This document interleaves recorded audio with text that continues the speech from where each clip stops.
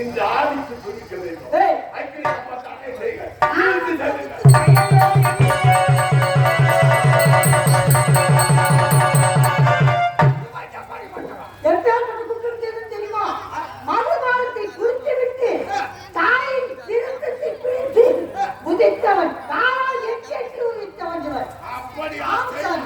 அதே சண்டாளா சத்துரு வைத்துள்ள கைதவனோ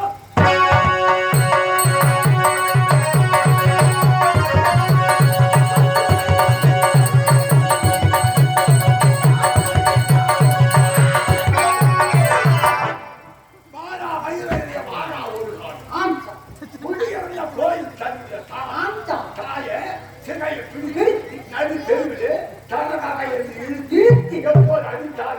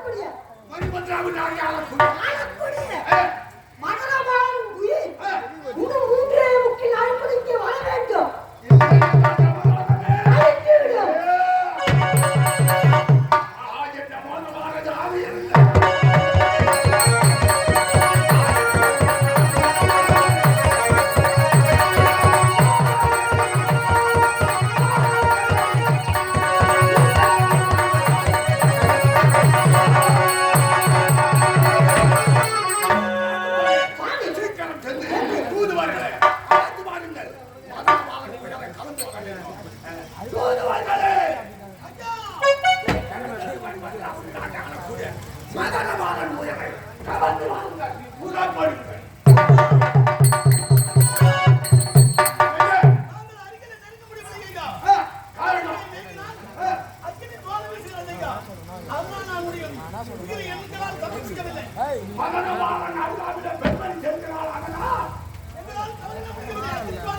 அப்படி என்றால் எங்கள் நீதி நிறைவேற்ற வேண்டும் என்றால்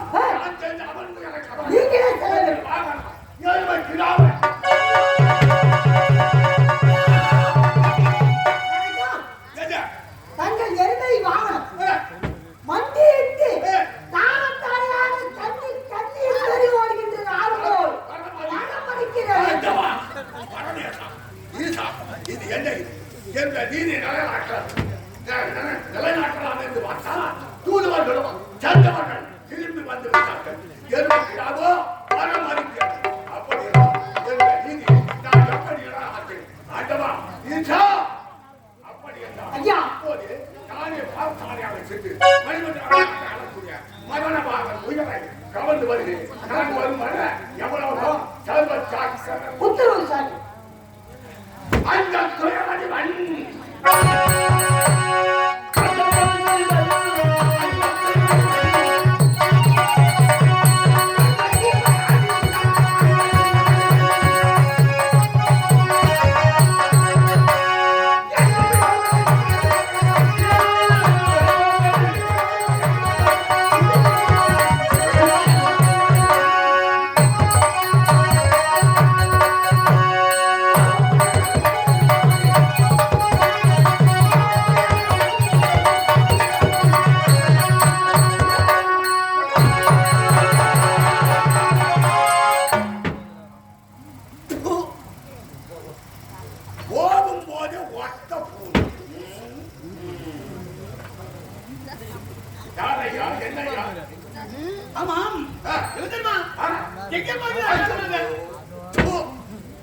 ஒரு பெரிய மனுஷக்காக போட்டு வந்தது எங்க போறேன்னு கேட்கறீங்க. வேகமா போறது பார்த்து எங்க போறேன்னு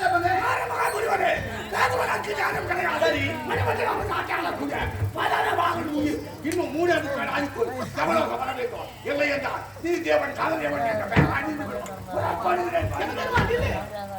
போறேன்னு சொல்லுன்னு கேட்டேன்.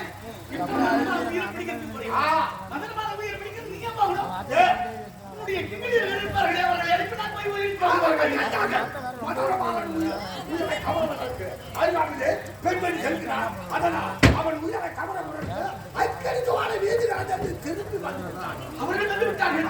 இப்ப நீ போற நீ போய் அவன் உயரை கவர போகும். ஆமா போக வேண்டியதானே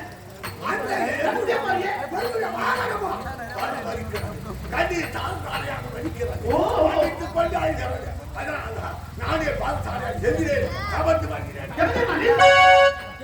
இப்போ மந்திரபாலம் கவர்ந்து ஆக வேண்டும் போகிறாயா? உன்னால கவர முடியுமா? ஏன் முடியாது?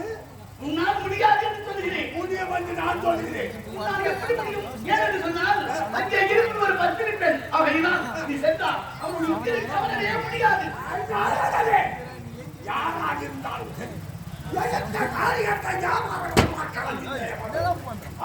அதனால் வந்து இருப்பேன்.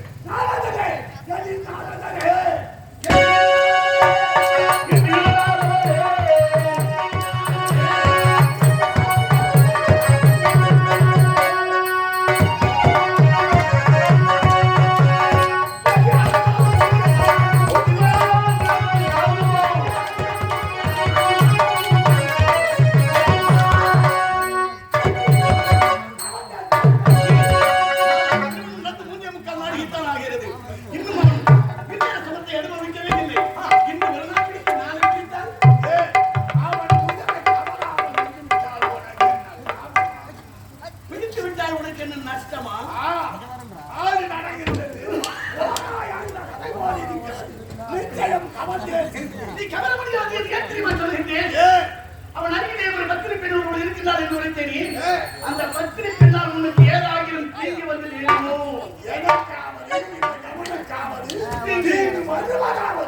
உனக்கு நீ அல்ல நீ எம்மாத்திரம் சொல்வதற்கு எழுதமா அக்கினி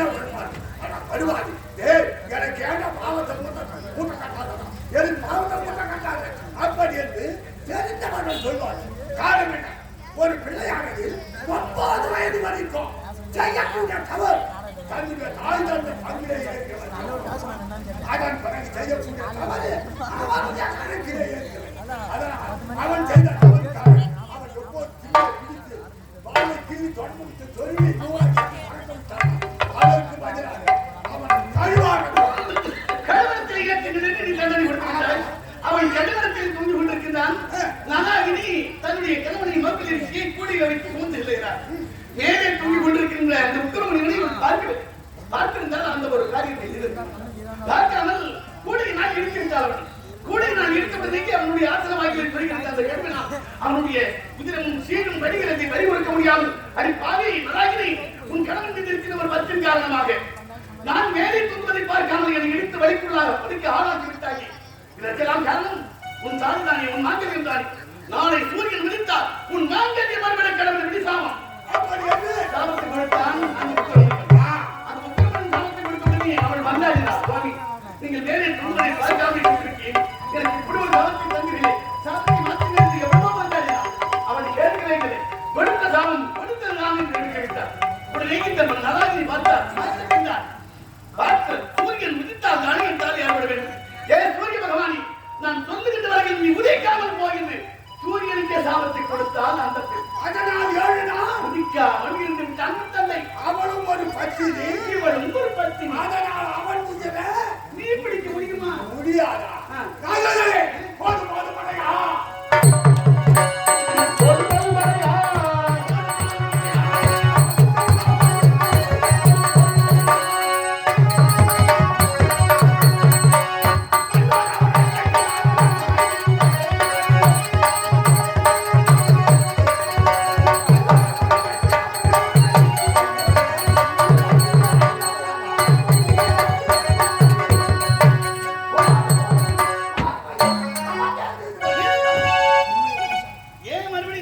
தெரியுமா? ஏ இன்னும் நீ குதிச்சிட்டு போறீங்க அப்ப நான் பிடிச்சேன் இதை பார்க்கும் பொழுது அதாவது கொக்கர மம்புடி வந்தானே எனக்கு ஞாபகம் வருது.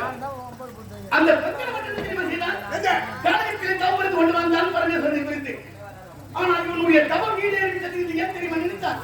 ஒரு நேரத்திலே ஒரு கொக்கானது அவன் மேலே பறந்து செல்லும் பொழுது எச்சரிக்கை கிட்ட சாரி எச்சரித்த உடனே இவன் பார்த்தான், ஐயோ ஏதோ ஒரு கொக்கு நம்மை அசிங்கப்பட்டு விட்டது என்று உருட்டி கோபத்தோடு பார்த்தான். அந்த கொக்கை அந்த கொக்கானது உடனே அவன் பார்த்தான், ஓஹோ நம்முடைய தவம் ஈடேறிட்டது, மேலே இருக்கு பறந்து போய் கொக்கை இருக்கிறதே என்று நேராக ஊருக்கு நுழைந்து விட்டார். பல நாட்களாக பசியோடு இருக்கிறான் இவன். கொக்கனவன் பசியோடு இருக்கிறான். முதல் வீடு யாருடைய வீடு? வள்ளுவன் வாசுகி. அந்த வீட்டுக்கு போனான். வாசியை ஆனா அந்த வாசியம்மா தன்னுடைய கணவன் பதில், அதாவது பதிதான் முக்கியம், அதற்கு பிறகுதான் மற்றவர்கள் எல்லாம் என்று பதிக்கு அனுப்பறிவாய் கொண்டிருக்கிறார். அவள் வாசுகி அந்த பரிகாரம் இந்த நேரத்தில் இவன் பசியோடு சென்றவன் கொண்டவன். அம்மா பகுதி விட்டாதேகி எனக்கு அன்ன வரைக்க வேண்டும் தாயி என்று கேட்டார். உள்ள இருந்து நம்ம சொல்றாங்க, அம்மா ஐயா சற்று நேரம் பொருங்கள், என் கணவனுக்கு நான் பரிமாறிக் கொண்டிருக்கின்றேன், பிறகு வந்து உங்களுக்கு கவனிக்கின்றேன் என்பது கண்ணம் அளிக்கின்றேன். உடனே அவனுக்கு கோபம் கொக்கனவனுக்கு நான் அழைக்கின்றேன். ஒரு மகாமுனிவன் என்னை அழைக்க செய்து உன் கணவன் தான் பெருத்து நினைக்கிறாயே, வெளியே வாசனை பார்த்துக் கொள்கிறேன் என்று காத்து கொண்டிருந்தார். இந்த அம்மா கணவனுக்கு உண்டான பணிவிட வேலைகளை எல்லாம் செய்து முடிச்சுட்டு வெளியே வந்தாங்க. உடனே உருட்டி நட்டி பார்த்தான். எதுக்கு கொக்கை ஏற்றி நமக்கு அது பாட்டு ஏற்றி நான் சொல்லி உருட்டி நட்டி பார்த்தானே. இந்த அம்மாவுக்கு சிரிப்பு வந்தது. சிரிச்சுட்டு என்ன பண்றாங்க, பண்டு கொக்கை நினைத்தாங்க கொங்கன வாய் என்று கேட்டார். நான் கொக்கால ஏறிக்கொண்டேன். உடனே அவனுக்கு ஒரு ஆச்சரியம் வந்து விட்டது. நான் காலத்திலே கொக்கை என்றது இவனுக்கு எப்படி தெரிந்தது? அப்படி என்றால் நம் தவம் இன்னும் ஈடேறவில்லை, இவர் தான் நம்மை காட்டில உயர்ந்தவள் என்று அப்படிதான் அந்த முடிவனுக்கு தெரிஞ்சது. இப்ப நீ என்ன நினைக்கிற? நான் உயிர் முடிச்சுட்டு வரேன், நீ போற. அங்க போனாதான் தெரியும் உன் கதை எப்படி இருக்கு. ஆமா என்னுடைய பாத கையத்தை போட்டு அவனை கவலை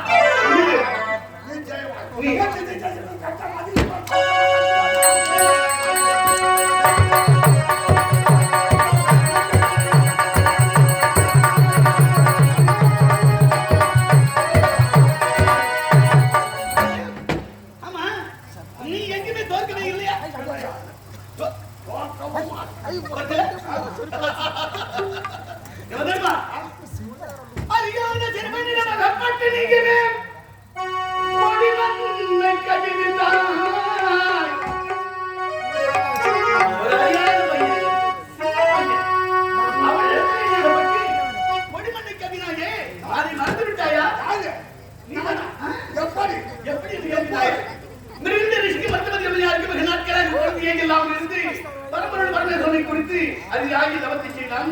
பரமன் நேரில் தோன்றினார். என்ன வேண்டும்? ஐயா சுவாமி, எனக்கு பிறகு என்னுடைய பெயரை சொல்வதற்கு ஒரு ஆண் சந்தை வேண்டும் என்று கேட்டார். சரி, எப்படிப்பட்ட ஒரு குழந்தை வேண்டும்? 16 வயதுள்ள ஒரு குழந்தை வேண்டுமா, அல்லது 100 வயது வரையிலும் வாழ்கின்ற ஒரு குழந்தை வேண்டும்? சன்மார்க்கமான பிள்ளை வேண்டுமா, துன்மார்க்கமான? அதுக்கு அவன் கேட்டுக்கொண்டுதான் அவர் சொன்னார். என்ன 100 வயது வரையும் வாழ்வானா அவன் துன்மார்க்கம் புரிவான், 16 வயது வரையும் வாழ்வானா அவன் சன்மார்க்கம் புரிவான். உனக்கு எது வேண்டும்? அவன் அந்த நாய்க்கு எதை கேட்பான்? ஐயா 100 வயசு வரைக்கும் வாழ்ந்து என்னை அவமானப்படுத்துவதை விட, என் பேரை கெடுப்பதை விட சன்னாக்கு புரிகின்ற குழந்தை 16 வயதாக இருந்தால் பரவாயில்லை, அதுதான் வேண்டும் என்று கேட்டார். தந்துவிட்டார். குழந்தை பிறந்தது. மார்க்கண்டேயன் என்ற அருமையான ஒரு பேரை இட்டார்கள். அந்த குழந்தை படிப்படியாக வளர்ந்தார். வளர்ந்து 16 முடியும் பக்கம் வந்தவுடனே பாடசாலைக்கு செல்லும் பொழுது தினந்தோறும் மலங்களில் தன் மகனை முன்னே விட்டு பின்னே நின்று அழகு பார்க்குது. அந்த அன்றைய தினம் அந்த மகனை முன்னே விட்டு பின்னால் நின்று அழுகிறார். இவள் அழுகின்ற அந்த தேவன் சத்தம் அந்த சிறுவனின் காதுகளில் விழுந்துவிடுகிறார். விழுந்துடனே திருப்பி அழகான பையன், அம்மா ஏம்மா அழகுன்னு கேட்டான். அப்பா, உனக்கு பரவன் கொடுத்த வயதோ 16 தான், அதுவும் இதோடு முடிவடைகிறது. பாடசாலைக்கு செல்கின்ற நீ திரும்பி வரும்பொழுது பிணமாக வருவாயோ அல்லது உயிரோடு வருவாயோ தெரிகிறதையே மகனே என்று அழுதார். அம்மா, எனக்கு பரவன் தானே வயதனை கொடுத்தது, அந்த பரவனை நேரடியாக பார்க்கிறேன், என் ஆய்வுகளை பெருக்கி வாங்கி வருகிறேன் என்று சொல்லிவிட்டு திருக்கடைகளுக்கு வருகிறார். அவர்களிடையே சொல்றாங்க. அப்போது நான் என்ன செய்தேன்? என்னுடைய கணக்கை அடித்து பார்த்தேன். ஆனால் மால்கண்டே எனக்கு 14 வயது முடிந்து விட்டது. அப்படி என்று அவன் உயிரை காவல சென்றேன். அவன் ஓடினான். ஆண்டவா ஆண்டவா என்னை காப்பாற்று. அப்படி அந்த உலகம் முழுவதும் ஓடினான். பின்தொடர்ந்து இறுதியிலே திருக்கடை அவன் எங்க ஆலயத்தில் புகுந்து லிங்கத்தை சேர்த்து பிடித்து கொண்டான் என்னை காப்பாற்றி. சரி, நான் என்ன செய்தேன்? ஆலயத்தில் சென்று அவன் உயிரை காணாமல் என்று பார்த்தால் எனக்கு ஒரு கால் காரணம் நான் தாயை எட்டு உடைத்தேன். என் தாய் கொடுத்த சாபம் காது புழுதல்லோ அப்படி இப்போது புழு தள்ளிக்கொண்டே இருக்கிறது. நான் பார்த்தேன். ஆலயத்தில் செல்ல உள்ளே செல்ல முடியாது. எதிர்த்தேன் பாப கயத்தை அரங்கன சிவாதம் அந்த பார்வையா கவர்மெண்ட் கேலாம் உன்னை கவராமல் பண்ண அப்படி வீட்டிலே அந்த பாசகையில் லிங்கத்தோடு சேர்ந்து சிறுவனை பிடிக்கவில்லை. லிங்கத்தையும் சேர்த்து வைத்து விட்டது. லிங்கம் பிடித்தது. சிவன் எழுந்தார். எட்டு உதைத்தார். இடது காலம் உதைத்தார். 9 நாள் கீழே சாய்ந்தார். ஒரு நாளைக்கு 2 சேனைகள் கவர்மெண்ட் நடந்து 18 சேனைகள் வென்று விட்டது. உயிரை கவர்ந்து வாய் அமர்ந்தார். சுவாமி, நான் என்ன தவறு செய்தேன்? 18 சாலை வென்று விட்டது. இனி என்னை கட்டுப்படுத்தவும் கவரவோ முடியாது. அவனுக்கு என்னை ஏன் இப்படி செய்கிறார்? அப்படி என்று சட்டத்தை மாற்றி அமைத்து விட்டார்கள். உயிரை பிடிக்கும் நேரம் காலம் தலைகிறார். அவனுக்கு என்ன பண்ண இவனுக்கு நீ கவர்ந்தது பூவுராக வயது 16 வயது. நான் கொடுத்ததோ தேவலோக வயது. அப்படி என்றான். சாரி, தேவலோக வயது என்றான். என்ன அப்படி என்று கண்டபோது 360 நாள் மாநிலனுக்கு 1 வருஷம். அதுபோல் 360 அச்சத்து பாலனுக்கு 1 வருஷம். அதுபோல் 360 தேவ இந்திரனுக்கு 1 நாள் 1 மகன். அதுபோல் 360 இந்த உலகமே உண்டாய் அழிந்தா மகாவிஷ்ணுக்கு 1 மகன். அப்படி இருக்க சட்டத்தை மாற்றி அமைத்து விட்டார். அதனால் என்ன நடந்தாலும் கவலாமல் விடமாட்டேன். அப்படி என்றால் இத்தனை சொல்லியும் கேட்காமல் போகிறார். கவரத்தான் போகிறார். உன்னால் கவர முடியாது என்று நான் சொல்ல முடியாது. நான் சொல்கிறேன்.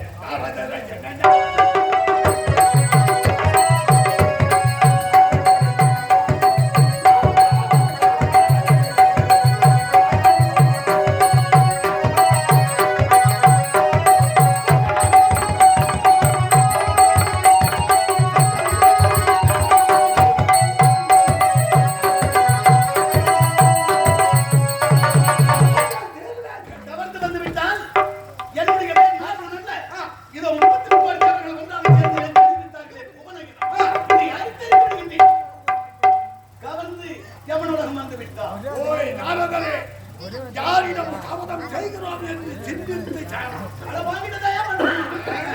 அப்படிதான்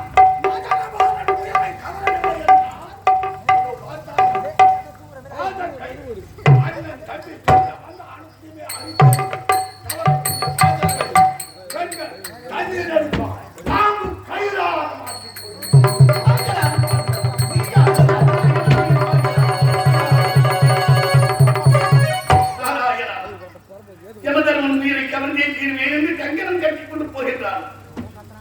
பார்க்கலாம் முருகா, தங்கமயம் முருகன் சன்னிதானம் சாந்திமயம் முருகன் பெருங்கோலம்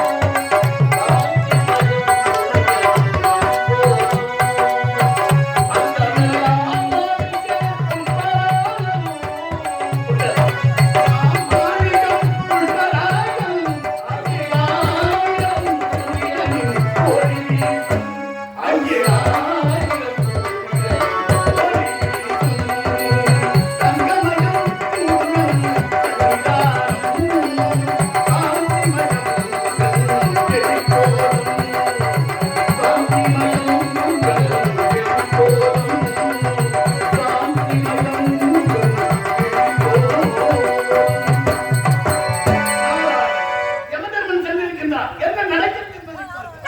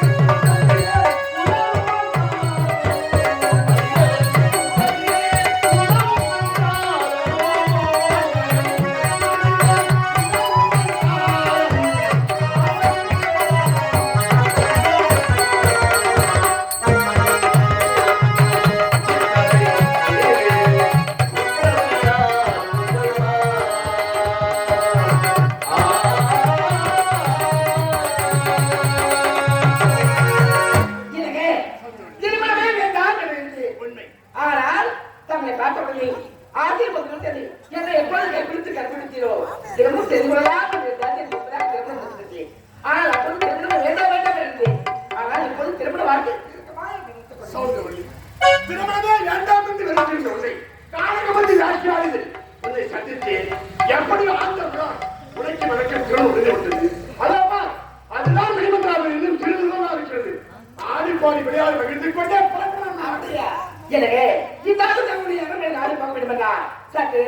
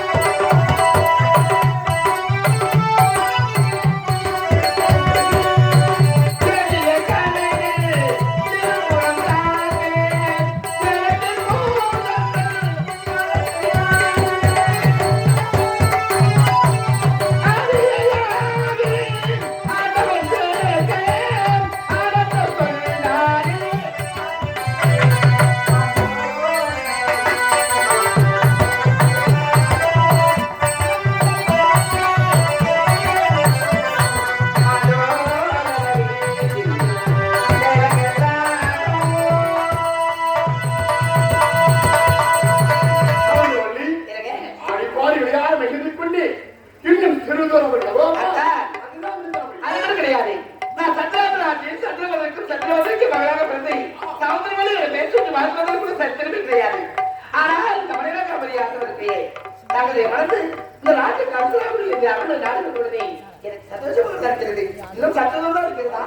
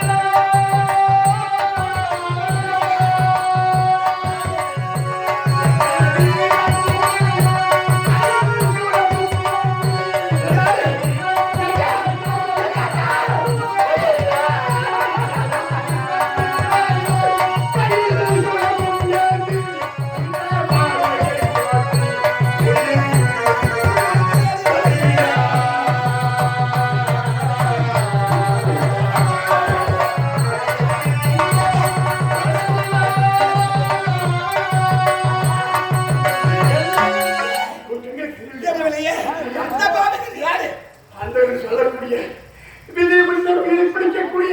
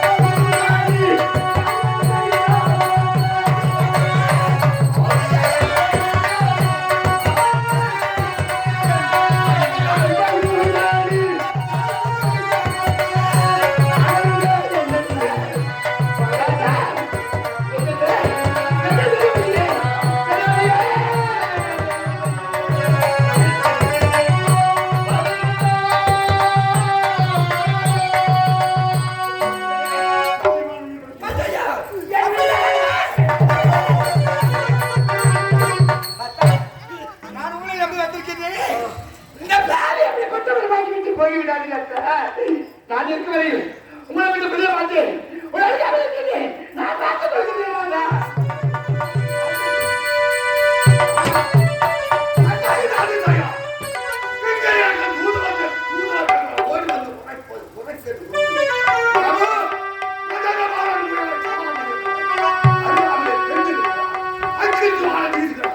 அப்படி என்று திரும்பி வந்து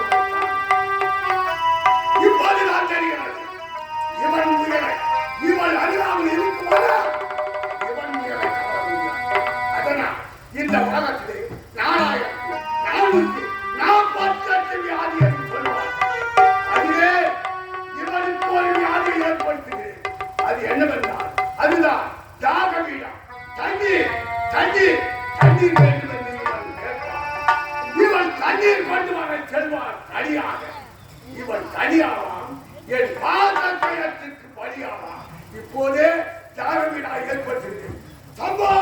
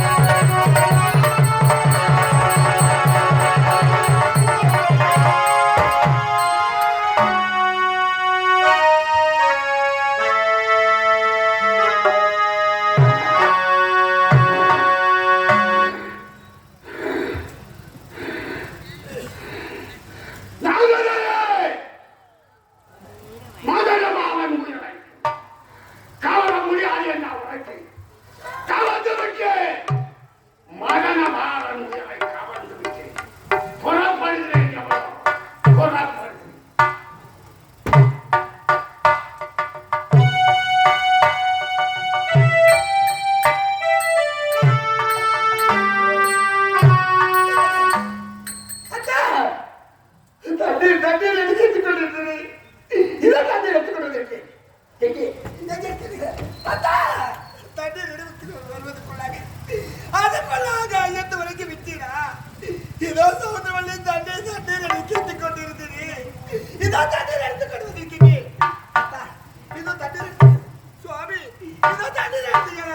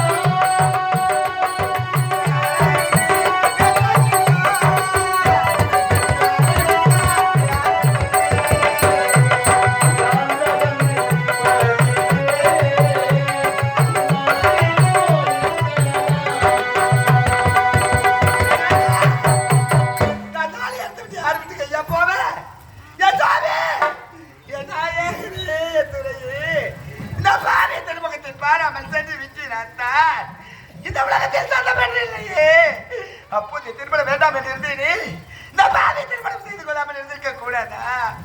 காலையில் தானே திருமணம்.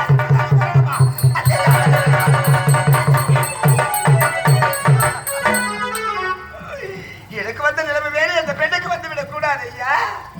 காலையில் திருமணம் அத்தை சாய்வதற்குள்ள பின்ன கோலமா? நான் யாருக்கு என்ன பாவம் செய்தேன்? நான் யாருக்கு என்ன தீங்கு செய்தேன்? என்ன சந்திராபுரி நாட்டில் இளவரசியாக சமுத்திரவழி என பெயர் சுட்டி வளர்த்து வந்தாரு. இந்த நாட்டுக்கு இளவரசிக்கு இந்த பெயர் வேண்டுமா? என் தாய் தந்தை யாருக்கு என்ன பாவம் செய்தாரோ இந்த ஜன்மத்தில் என் ஆண்டவன் என் தலையில் விதியானது எழுதி விட்டார். இதுதான் நான் வாழ்ந்த சுகமா?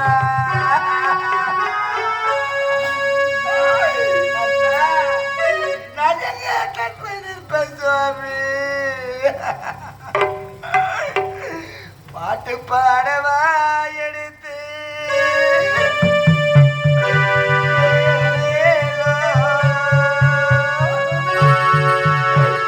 அது பாதையில நின்று போச்சு.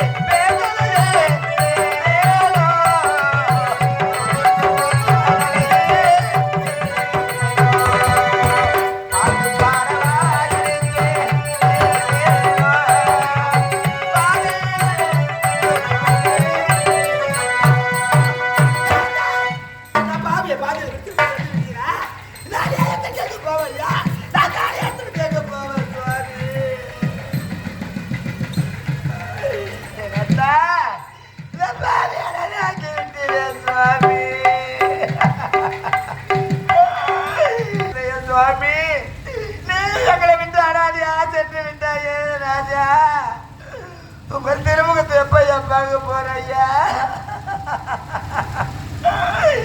விஜயரங்கபுத்திரன் ஐயான்ற அந்த ஊரே உலகமே பேசும் அளவுக்கு இருந்தாயே சுவாமி. எங்களை எல்லாரும் கண்கலங்க வைத்து விட்டு சென்று விட்டாயே. நானா உங்கள் திருமுகத்தை எந்த ஜென்மத்தில் ஐயா பார்க்க போறேன்? எல்லாரும் ஆக்கி விட்டு சென்று விட்டீங்களா ஐயா? இத பாருக்கு சொன்னபடி சொல்லிப்பதற்கு ஆள் இல்லாம இருக்கிற ஐயா. எப்போது பார்த்தாலும் இந்த சவுந்தர ஒளி மோச்சத்தை கேட்டுட்டு இருந்தீங்களே சுவாமி. ஒரு முறை கூட நீங்க இப்ப இந்த நெருக்கத்துல பார்க்காம போயிட்டீங்களே ராஜா.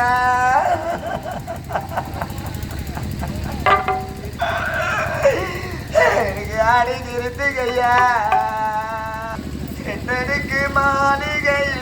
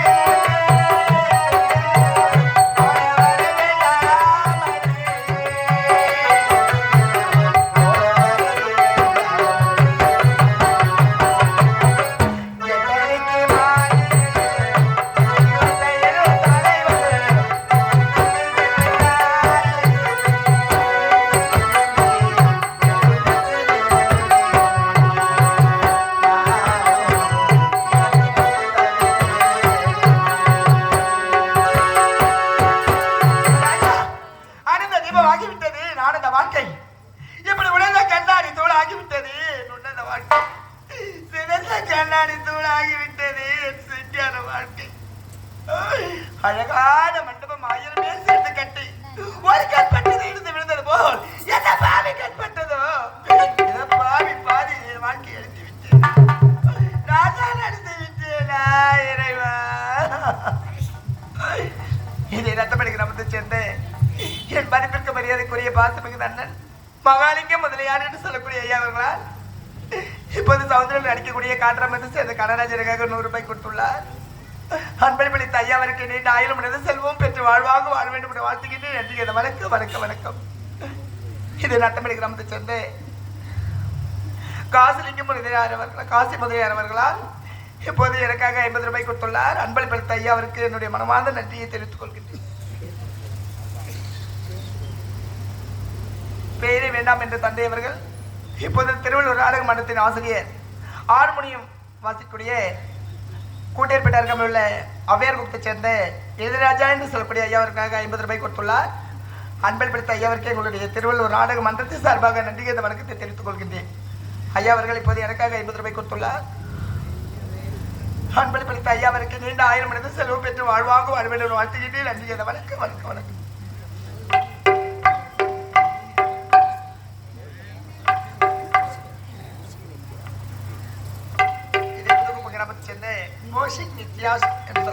குழந்தைகளும் சேர்ந்து இப்போது சௌந்தரில் நடிக்கக்கூடிய கனராஜ் எனக்காக 100 ரூபாய் கொடுத்துள்ளார். அன்பளித்த ஐயாவிற்கு இந்த அம்மனுடைய அருளும் இந்த ஐயனாரப்ப தேவனுடைய அருள் பெற்று வாழ்வாக வாழ் வேண்டும் வாழ்த்துக்கின்றேன் நன்றி. வணக்கம் வணக்கம் வணக்கம். பட்டா உங்களை விடுத்து விட்டு நாடு எப்படி சரியாக செல்ல போகிறேன். என் தாய் தந்தை கேட்டால் என்ன பதில் உரைப்பேன்.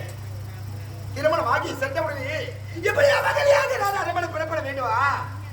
நான் கேட்டால் என்ன பதில் உரைக்க போகிறேன். நான் எதற்காக திரும்ப போகிறேன். ஆமா நான் எதற்காக அழ வேண்டும். நான் ஏன் அழ வேண்டும். நான் அழமாட்டேன். அன்றைய தினத்தில் கன்னிகா மலையாளத்தில் இருக்கும் பொழுது நான் வந்தான். திருமணமே வேண்டாம் என்று தாரக மந்திரத்தை உரைக்கின்றேன். சவுந்தரவள்ளி இந்த மந்திரத்தின் பெருமை என்னவென்று கேட்டேன். மும்மூர்த்த தேவர்களை பார்க்கலாம் மும்மூர்த்த தேவர்களை பார்க்கலாமே. இந்த பாமர மக்கள்